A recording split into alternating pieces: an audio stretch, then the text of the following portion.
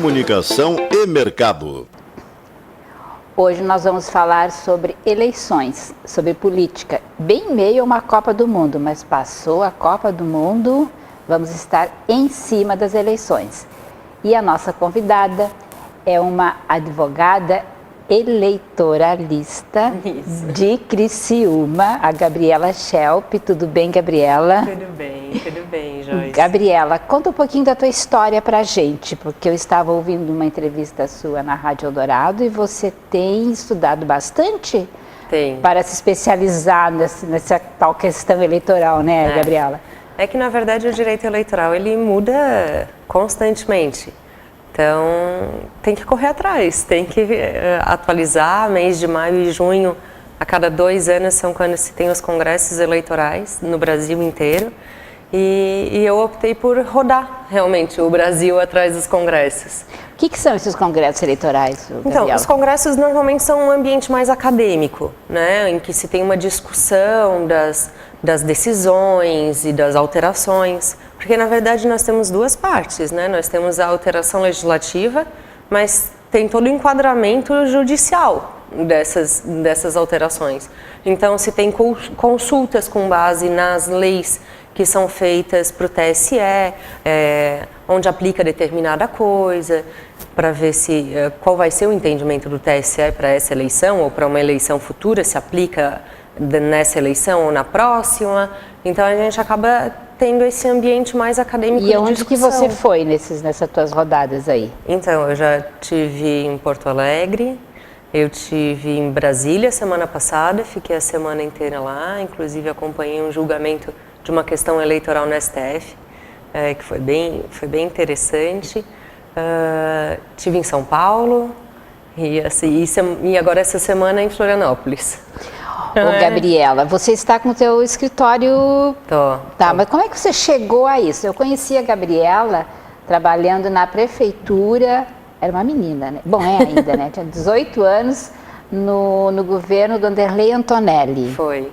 Você era estudante na época Eu de era direito. estudante de direito. Você só um parênteses, ela é filha de uma advogada muito conhecida nossa, que é a Miriam Schelp, né? Nossa amiga da Câmara da Mulher Empresária e da Associação Empresarial de Criciúma. Bom, fecha parênteses, volta para a Gabriela. E daí, Gabriela? Então, eu fazia faculdade, eu entrei muito nova no escritório da minha mãe, muito nova mesmo. Eu ajudava, na época não tinha jornal oficial, era papel mesmo, né? Não era nem eletrônico. Então vinham os jornais para o escritório da mãe e tinha que ficar lá circulando as publicações que saíam dos processos. Eu ficava toda pintada dos jornais, mas eu adorava fazer aquilo. E aí fiquei. Depois ingressei na faculdade, já estava no escritório há um bom tempo, e até que surgiu assim a história da política. Eu sempre me interessei, sempre. E quando eu tinha ainda uns 14 anos, a convite do Ivo Carminati, do advogado, eu comecei a me envolver na época com a Fundação Ulisses Guimarães, que era a escola de política do PMDB. Então comecei a me envolver e estudar política e tal. E quando eu terminei a escola, nós já estávamos de cara com Aí tinha eleição para o governo, que o Eduardo estava envolvido, depois... mas eu ainda estava... O Eduardo Moreira. Eduardo Moreira. Isso, mas eu ainda estava na escola de formação política. Depois dali, já tinha a eleição para prefeito. E foi onde eu encarei a eleição com o Antonelli. E foi a minha primeira eleição, assim, que eu afundei mesmo e entrei de cabeça, fazia tudo. Minha mãe enlouqueceu na época, né?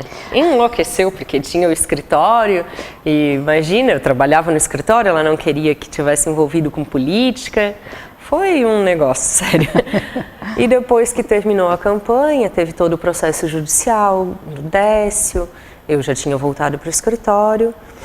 E quando veio o resultado do processo, o Antonelli procurou a minha mãe na época, porque eu não tinha feito 18 anos ainda. Ele procurou a minha mãe e perguntou se teria problema de eu ingressar no governo com ele. E ela, o que eu vou dizer, né? Mas enfim, já tinha bebido da cachaça da política, não tinha mais como me afastar.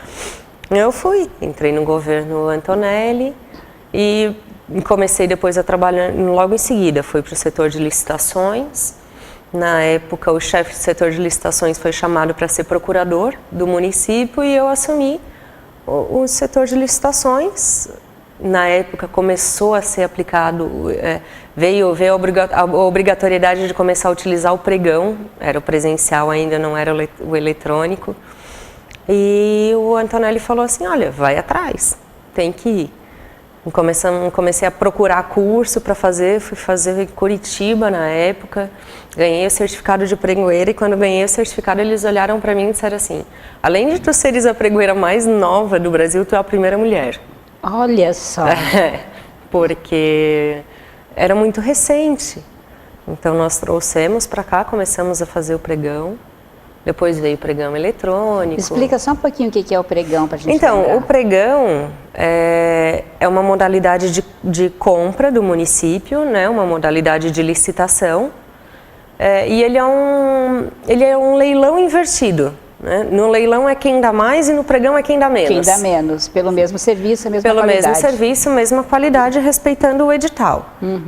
E claro que aí tem uns requisitos que também não pode baixar demais, mas é um sistema bem interessante, bem dinâmico, bem interessante.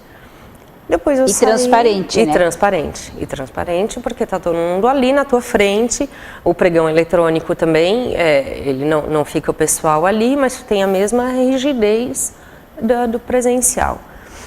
Depois saí dali, voltei para o escritório da minha família, né? Só que não adianta, uma vez que a gente se envolve com política, mas não aquela política partidária, aí eu já não tinha mais aquele envolvimento de política partidária. E aí eu comecei a estudar realmente política e me aprofundar, e a gente acaba se apaixonando, né? Não adianta. Então, eu acabei seguindo para o rumo do direito eleitoral, que aí eu já estava formada, e, bom, o que eu vou fazer? É o que eu gosto. Comecei a ir atrás, comecei a me especializar, fui atrás de um curso, de outro, até que eu resolvi fazer a pós-graduação mesmo. Fiz a pós-graduação de Direito Eleitoral e, enfim, acabei me tornando uma advogada eleitoralista, né? Pois é, por que a gente não ouve falar nesse nome? Até porque não tem muitos. A maioria dos advogados que trabalham com direito eleitoral trabalham com várias matérias. Não trabalham só com o direito eleitoral. Você é específica eleitoralista. Eu acabo fazendo algumas outras coisas, né? Mas é pouco. O que ocupa a maior parte do meu tempo é o direito eleitoral. É o meu carro-chefe. É o que mais te ocupa. Me diz uma coisa, a gente estava conversando sobre a questão da história das eleições no Brasil, que eu achei interessante a análise que você fez. Porque nós estávamos discutindo sobre a maturidade política, né, do o brasileiro tem maturidade política? Não dá para albergar o nosso eleitor, nós, no caso, colocar embaixo do braço e dizer assim, não, o brasileiro não sabe votar, então tem que albergar, né, tem que ser meio que um tutor dele e querer direcionar para onde é que vai e a justiça toma conta e dizer assim, não, o eleitor não soube votar certo, eu vou resolver. A justiça vai resolver. Como é que você vê essa questão? Eu não acho que faz parte do caminho democrático, né? A judicialização do processo eleitoral, apesar de ser o meu trabalho. Mas não entendo que faça parte do processo democrático de direito, de uma democracia participativa, uma democracia que nós temos, representativa, simplesmente terceirizar o serviço, porque é isso que nós fazemos. A gente vai lá, nós aparecemos porque nós dissemos, a gente está sempre dizendo que o político aparece de 4 em 4 anos, mas na verdade somos nós que aparecemos de 4 em 4 anos para ir lá votar. O eleitor. Nós, né, o cidadão em si aparece de 4 em 4 anos para ir lá votar. Ou de 2 em 2, né? Ou de 2 em 2. A cada eleição vai lá, vota e vai embora como se tivesse cumprido o dever. E na verdade não é isso que acontece. Então o que a justiça faz? A justiça entende que o que o eleitor fez ali de repente não estava certo, ou que o eleitor estava induzido, que aquilo ali foi induzido de alguma forma e que o eleitor não estava claro, não estava explícito para o eleitor onde ele ia votar, o voto dele teve alguma manifestação não bem clara e a justiça vai ter que tomar conta disso. Eu não acho. Eu acho que o eleitor, quando vota, ele tem consciência do que ele está fazendo. Tem plena consciência. O que tem que mudar e o que tem que melhorar é a educação política, para que se aprenda a escolher melhor, para que se aprenda... Eu não posso dizer que quem votou em A estava errado ou quem votou em B estava errado, mas que se possa analisar melhor em cada um, porque as pessoas votam hoje pensando que escolhe na última hora. E depois ninguém está muito convicto do seu voto. Nem lembra depois quem votou, né? Não, ninguém está muito convicto daquele voto porque ele sequer analisou bem. Então vai lá para meio que se livrar da história, pega, de repente, não vai fazer diferença o meu voto. Vai fazer. Sempre faz diferença. Ou eu vou anular, eu vou votar em branco, porque não vai fazer diferença. Pois é, essa questão do voto em branco? Sim, voto em branco e voto nulo não anula a eleição, isso é mito, tá? Porque a eleição é computada em cima dos votos válidos. Então, se tiver mais de 50% dos votos brancos e nulos, isso vai anular a eleição. Eles não são computados. A eleição é computada em cima dos votos válidos. Essa campanha, então, que muita gente faz, está errado isso aí? Não, totalmente. Ela é nula. Ela é nula essa Ela campanha. É nula essa campanha. Não vai ajudar ninguém. Não existe ninguém. Isso. Não existe. Não, o que tu está fazendo é quando tu te abstém, quando tu te anula, porque tu estás anulando a tua opção, tu dá vantagem para o que está em primeiro lugar. Porque ele vai continuar em primeiro lugar. Então... a gente sempre, quando faz análise eleitoral, a gente diz assim, tem o candidato A, tem o candidato B e tem a terceira via, que seria o voto de protesto. Então, a terceira via, de repente, tem uma chance, porque ali vai a maioria dos votos de protesto, que não querem nem o A e nem o B.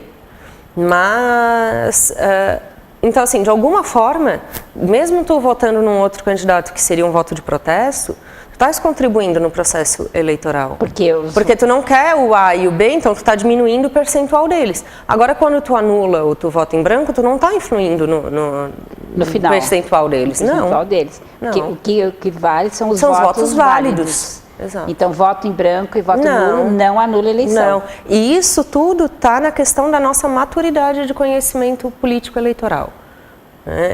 Nós temos muito pouco tempo, que nós estávamos conversando de eleições diretas, efetivamente, e eleições diretas com liberdade realmente de escolha, porque nós tivemos,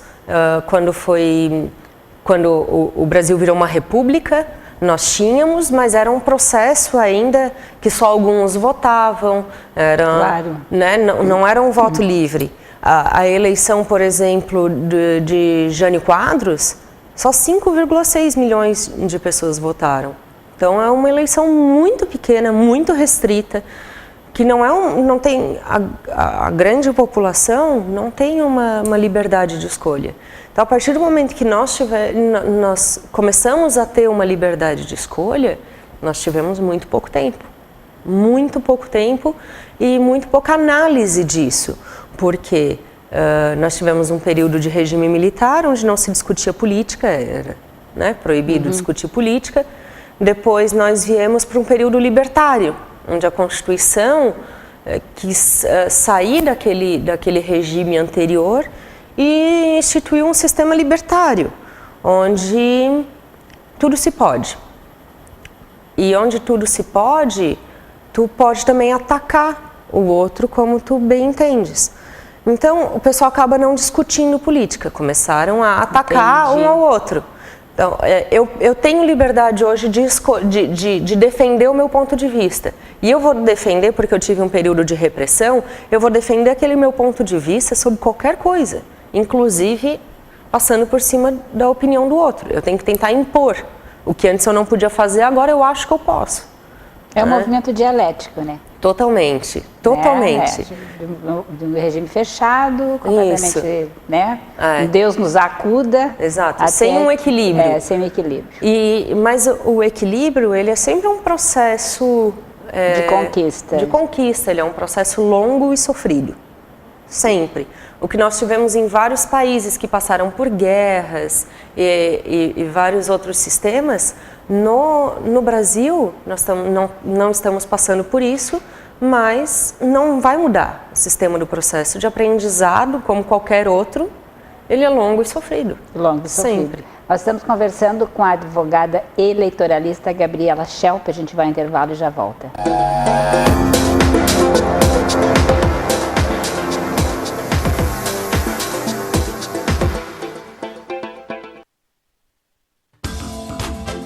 A Churrascaria Medieval serve diariamente refeições de qualidade em várias opções de churrasco e mais de 22 tipos de saladas. Churrasco com buffet livre a quilo. Oferece também refeições pelo sistema Prato Feito e Marmitex. Churrascaria Medieval, todos os dias ao meio-dia servindo o melhor para você. Em Criciúma, na rua 7 de setembro, 115, Fundos da Colina Veículos. Fone 48 3433 2811.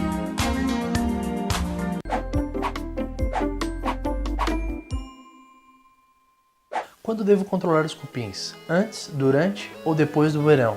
Eu sou o Claudenir Machado e essa é mais uma dica Alpha Clean. Para você entender melhor, eu vou lhe explicar como funciona o comportamento dos cupins. Os cupins vivem em colônia e são liderados por rei e rainha. Esses podem ter a sua longevidade de até 50 anos e os mesmos, depois da sua morte, pode ser substituído. As suas colônias são divididas em castas, com funções diferentes. Cuidado com os ovos, alimentação e reprodução. Soldados, operários e reprodutores. Os soldados são identificados pela presença de mandíbula e pela cabeça mais escura. Eles são responsáveis pela proteção da colônia de predadores como formigas, entre outros. Os operários não possuem asa e são cegos, e sua função é alimentar a colônia. Os reprodutores, por sua vez, criam asas e estão prontos para liderar uma nova colônia, chamado o voo nupcial, a conhecida revoada, que acontece no início do verão. Nesse período, eles perdem as suas asas, acasalam e procuram fontes de madeira e abrigo para formar seu ninho. Acredita-se que 30% deles conseguem atingir a sua missão, porém 70% morrem mesmo antes de formar o seu par, devido a predadores e a ação do homem. Então, quando você deve efetuar a descupinização? Muitos pensam que fazer o serviço na revoada é a melhor solução. Porém, através dessa pulverização, você vai alcançar somente os insetos alados. O correto é você efetuar o controle a qualquer período do ano. O objetivo é alcançar o ninho onde os cupins estão instalados, mas vale a pena ressaltar que a pulverização é algo que funciona para cupins na revoada. Então isso pode ser usado de uma maneira preventiva dentro da sua residência desde que não esteja infestada com os cupins. Se você gostou, curta esse vídeo e se inscreva no nosso canal. E você já sabe, onde a Alpha vai, tudo fica clean. Conheça o conceito Levitar, um princípio inovador em saúde e bem-estar. A Clínica Levitar possui serviços com técnicas avançadas que elevam a qualidade de vida através de seus diferenciais nas áreas de osteopatia, pilates terapêutico, tratamento para dores na coluna, dermatofuncional, coach de emagrecimento e microfisioterapia. Clínica Levitar. Fone 3430-0404. Uma clínica de excelência para pessoas de excelência.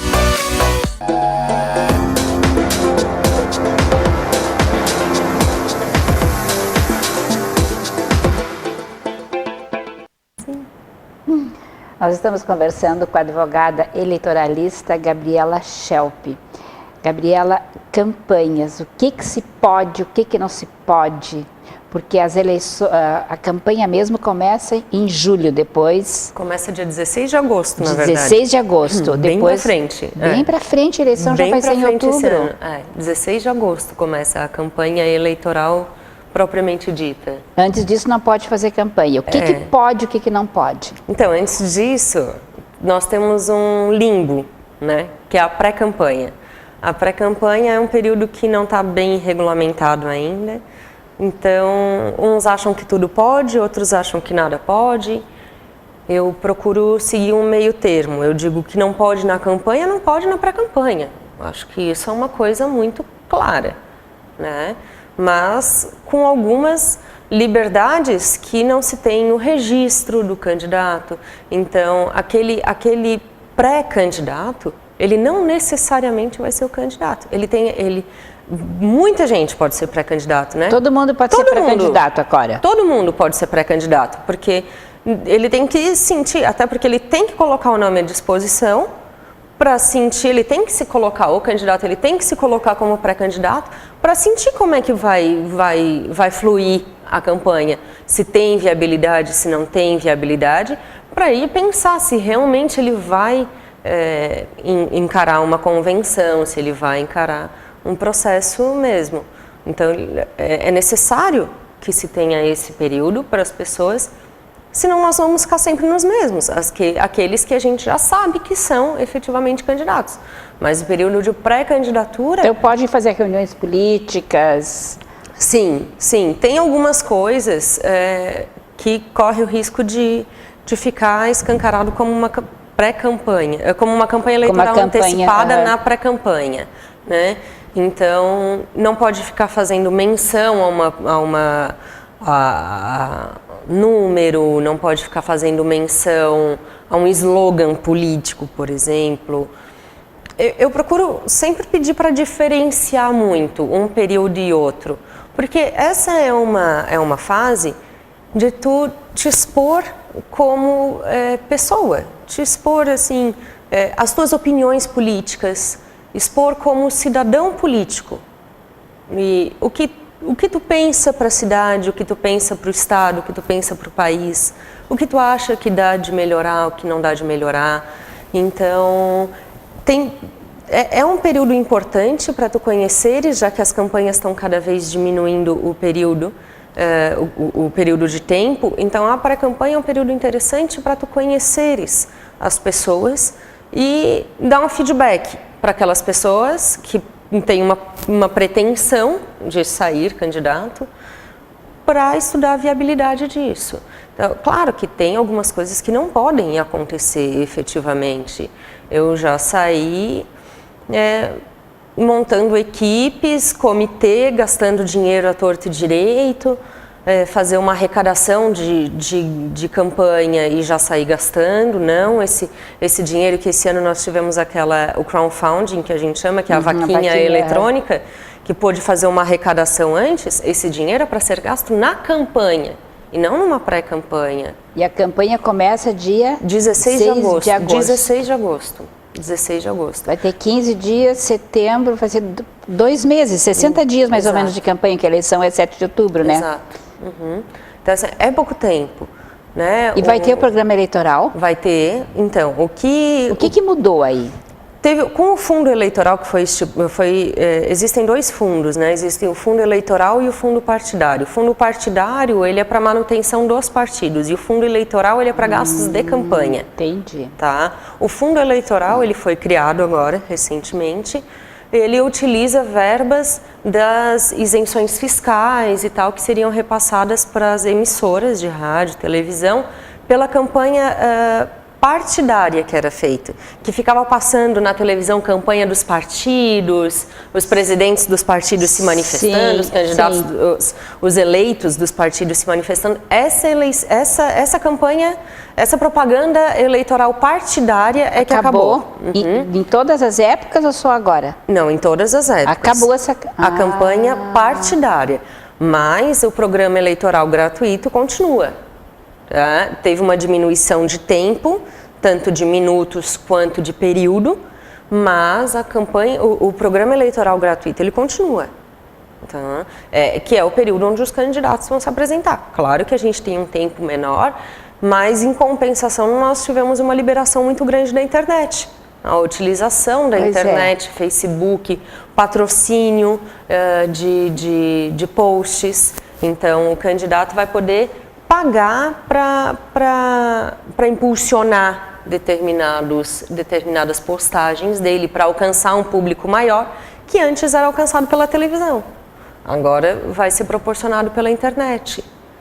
Então, são algumas mudanças nesse sentido que tiveram. Uma diferenciação no financiamento, uma diferenciação com a queda do financiamento da pessoa jurídica, das empresas tiveram que achar uma outra forma. A empresa não pode mais, então, dar dinheiro para candidato? Não, a empresa não pode fornecer qualquer sistema de doação.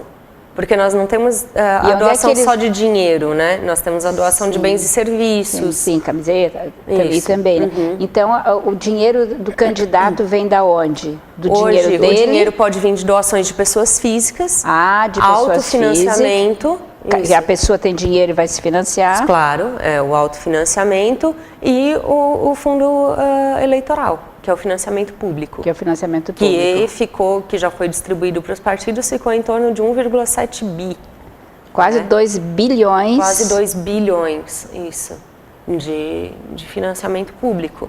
E a Gabriela? Gabriela, essa é a tua primeira eleição, não? Não. E, assim, participando juridicamente, sim, juridicamente, eu já participei, na época, como estagiária na eleição para governo pós-Antonelli, né? Depois eu me afastei um pouco e eu fiquei na última campanha para prefeito, a última campanha municipal eu participei, eu fui coordenadora jurídica de um candidato e essa é a eleição. Aí agora... E você participa da OAB também aqui, né? Participo da OAB, eu sou vice-presidente da subcomissão de direito eleitoral daqui de Criciúma. E esse ano você não está participando de nenhum candidato, você está... Não, eu tenho Você tem cliente candidato. Tenho clientes candidatos. O que eu não tenho mais é vínculo partidário. Vínculo partidário. Não, independente, porque o objetivo o meu objetivo é sempre essa conduta, mas assim,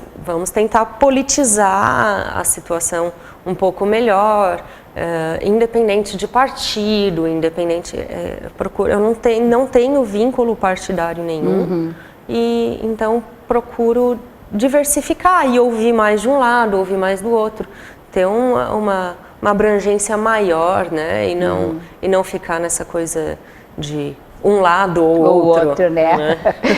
É Grêmio aí. Não dá para ser assim, não dá, né? Então, Gabriela, muito obrigada e a gente vai voltar a conversar, porque senão a gente vai ter muito assunto. Vai ter mesmo. Vai ter muito assunto, não é? Gente, muito obrigada pela companhia de vocês também e obrigada, Gabriela. Obrigada também.